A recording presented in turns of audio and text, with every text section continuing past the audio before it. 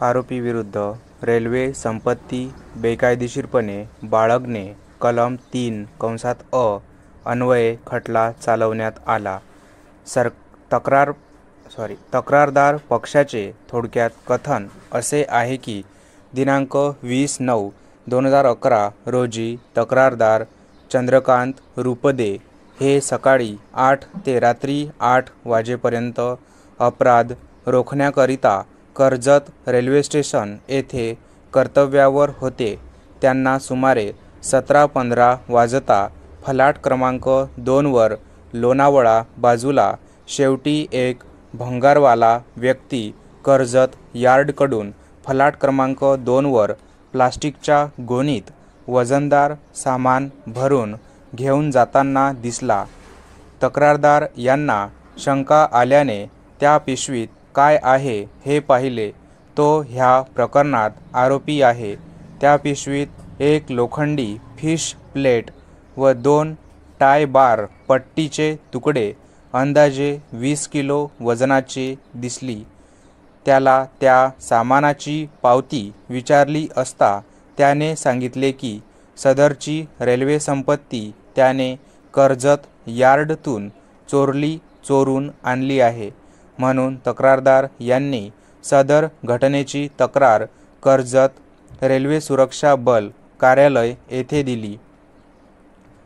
त्या तक्रारच्या अनुषंगाने कर्जत रेल्वे सुरक्षा बल येथे गुन्हा क्रमांक 6/2011 नोंदविण्यात आला. गुन्ह्याचा तपास के.एन. पाटील, सहाय्यक उपनिरीक्षक रेल्वे सुरक्षा बल कर्जत यांनी केला. तपासात आरोपीकडून मिळालेले एक लोखंडी फिश प्लेट व 2 टाय बार पट्टीचे तुकडे अंदाजे 20 किलो जप्त करून जप्ती पंचनामा केला. आरोपीचे बयान घटनास्थळ पंचनामा केला. घटनास्थळाचा पंचनामा केला. तपासाअंती आरोपीचे रेल्वे संपत्ती बेकायदेशीरपणे बाळगल्याचे निष्पन्न झाल्याने त्यांनी दोषारोपपत्र दाखल केले. आरोपी विरुद्ध दिनांक 8/4/2022 रोजी निशाणी 33 वर दोषारोप ठेवला. त्यातील मजकूर आरोपीला त्याचे मातृभाषेत समजावून सांगितला. आरोपीने गुन्हा नाकबूल करून न्यायालयासमोर कामकाज चालविण्याची तयारी दर्शविली. बचावामध्ये त्याने गुन्हा केल्याचे पूर्णतः नाकारले आहे.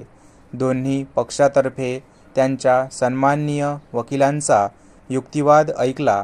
अभिलेखावर उपलब्ध असलेल्या पुराव्याचे अवलोकन केल्यावर खालील मुद्दे माझे निष्कर्षाप्रत उपस्थित असून त्या मुद्द्यावरील मी माझा निष्कर्ष कारणमीमांसेसह खालीलप्रमाणे नोंदवित आहे. परिच्छेद तक्रारदार पक्षाने तपास अधिकारी केसरसिंग पाटील, तक्रारकर्ता 1 निशाणी 15 यांना तपासले.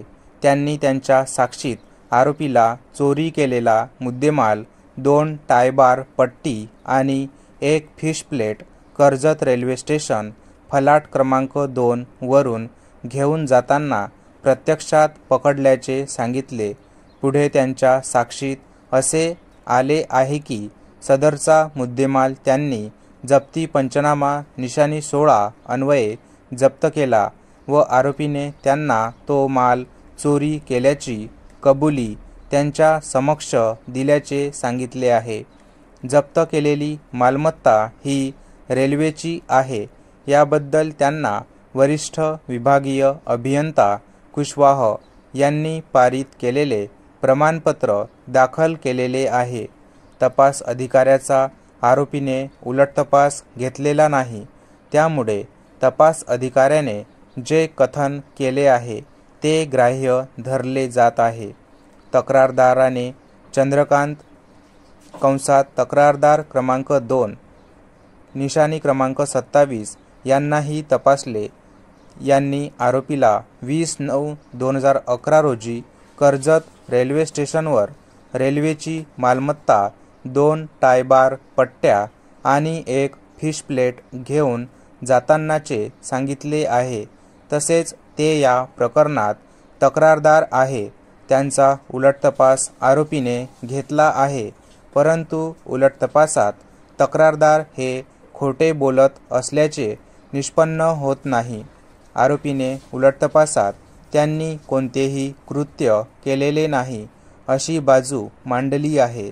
तक्रारदार आणि तपास अधिकारी यांच्या पुराव्यात हे ठामपणाने सिद्ध होते की आरोपी हा रेल्वे संपत्ती विना परवाना बाळगत होता. तक्रारदार पक्षाने साक्षीदार तपासल्यानंतर गुन्हा कबूल करण्याबाबत आवेदन निशाणी 32 अन्वये न्यायालयासमोर दिले. हे आवेदन आरोपीने स्वतःहून दिले असल्याची खात्री केल्यानंतरच ते अभिलेखावर घेण्यात आले. या आवेदनान्वये ही बाब स्पष्टपणे सिद्ध होते की आरोपीने रेल्वे संपत्ती बेकायदेशीररित्या बाळगली होती. तक्रारदार पक्षाचे पुरावे व आरोपीने दिलेले गुन्हा कबुलीचे आवेदन यावरून असे ठामपणे सिद्ध होते की आरोपीने रेल्वे संपत्ती बेकायदेशीरपणे बाळगली आहे. म्हणून माझा मुद्दा क्रमांक 1चा निष्कर्ष होकारार्थी नोंदवत आहे. मुद्दा क्रमांक 2 करिता परिच्छेद. आरोपीने हा गुन्हा रेल्वे प्रशासन शासकीय यंत्रणेविरुद्ध केल्याने त्याला अपराधी परिवीक्षा अधिनियमाप्रमाणे सूट देता येणार नाही. आरोपीच्या शिक्षेसंदर्भात दोन्ही पक्षांना ऐकण्यात आले. तक्रारदारांच्या वकिलातर्फे आरोपीला कठोर शिक्षा व्हावी अशी मागणी करण्यात आली.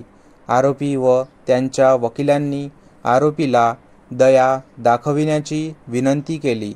आरोपीचा हा पहिलाच गुन्हा आहे.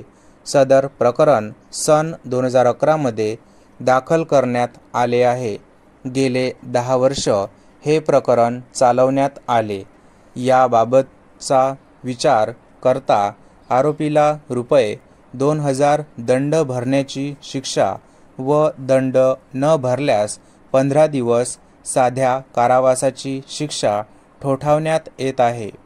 आरोपी शाहिद मोहम्मद यांना कलम 3(अ) रेल्वे संपत्ती बेकायदेशीरपणे बाळगणे गुन्ह्यात फौजदारी प्रक्रिया संहिता कलम 248(2) अन्वये दोषी ठरवण्यात येत आहे.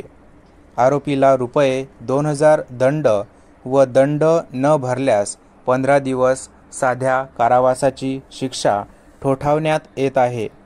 आरोपीने दिलेले जामीनपत्राला स्वाधीन राहावे. जप्त रेल्वे संपत्ती, फिश प्लेट व टायबार पट्ट्या अपील कालावधी नंतर रेल्वे प्रशासनाला परत करण्यात यावी. स्टॉप.